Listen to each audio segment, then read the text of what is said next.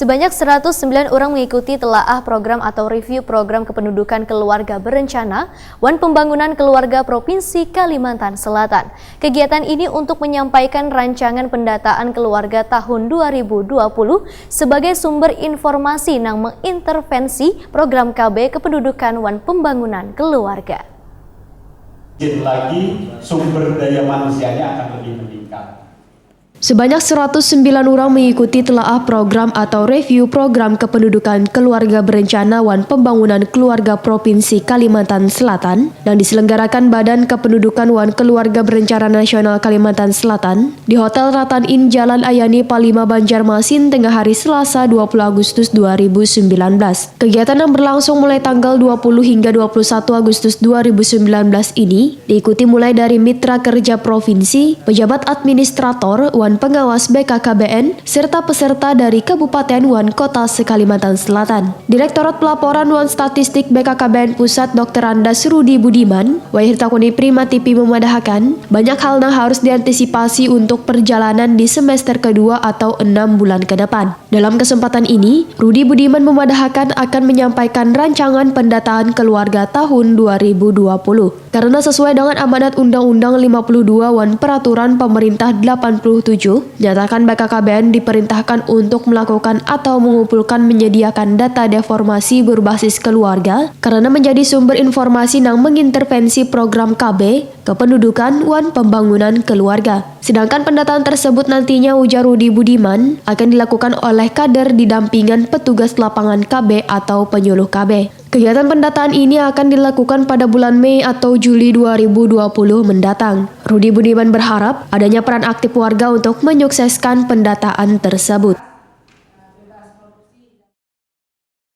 Memang dengan terkumpulnya data dan informasi tentang keluarga ini, minimal pemerintah punya database yang bisa intervensi langsung by name by address yang bisa untuk dari aspek pembangunan keluarga. Apalagi BKKBN sekarang diamanahkan oleh pemerintah di RPJMN 2020-2024 itu membentuk atau harus menyediakan data dan informasi untuk diukur melalui indeks pembangunan keluarga. Jadi indeks pembangunan keluarga itu menjabarkan dari fungsi-fungsi 8 fungsi keluarga itu yang dilihat dari 3 dimensi. Jadi dimensi ketentraman, dimensi kemandirian, dan dimensi kebahagiaan.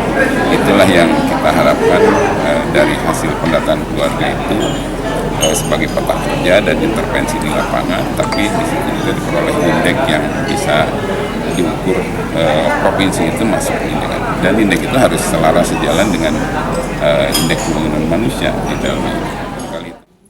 Sementara itu, Kepala Perwakilan BKKBN Provinsi Kalimantan Selatan Dr. Randa Ina Agustina MPH berharap partisipasi aktif dari seluruh peserta untuk memberikan masukan pada kegiatan yang merupakan sebagai upaya perwakilan BKKBN Provinsi Kalimantan Selatan untuk mempercepat terlaksananya target kinerja dengan maksimal di daerah ini. Menurut Ina Agustina, beberapa permasalahan yang menjadi program prioritas untuk diatasi di Provinsi Kalimantan Selatan adalah masih belum optimalnya pelaporan data basis fasilitas kesehatan yang memberikan pelayanan kontrasepsi yang terregister pada aplikasi Sistem Informasi Keluarga.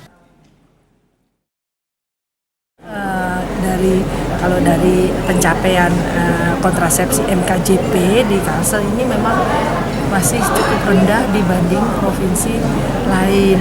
Nah, untuk MKJP ini sebetulnya dibanding non-MKJP, untuk dropout-nya bisa ditekan MKJP. Kalau non-MKJP lebih mudah terjadinya dropout. Nah, untuk itu kami harus bergandeng tangan dengan Ikatan Bidan Indonesia (IBI), karena IBI ini perannya dalam pelayanan kami sangat tinggi. Ini ada sekitar dari SDKI terakhir itu 50% pelayanan KB itu didominasi oleh bidan. Untuk itu saya bersama bidang KB ini harus lebih banyak bersama Ikatan Bidan Indonesia untuk bersama-sama mensosialisasikan penggunaan MKJP.